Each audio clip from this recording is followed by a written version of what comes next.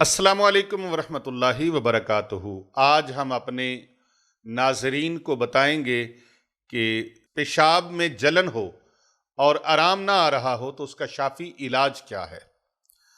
याद रखें, पेशाब की जलन के लिए आपके घर के अंदर इलाज मौजूद है, आपके किचन के अंदर इलाज मौजूद है। सफ़ेद ज़ीरा ले लें, एक चाय का चम्मच, टीस्पून, एक चाय का चम्मच सफ़ेद ज़ीरा जो आपके किचन के अंदर मौजूद है, उसे ठंडे पानी के साथ इस्तेमाल करें।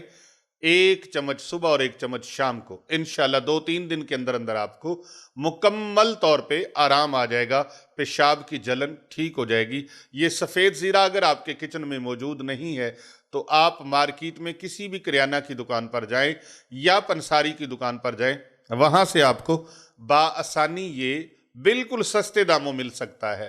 तो आप इससे अपना पेशाब की जलन का इलाज कर सकते हैं। बिल्कुल शाफी इलाज है। इस वीडियो को दूसरे लोगों तक पहुंचाइए, वीडियो को लाइक कीजिए और हमें दुआओं में याद रखिए।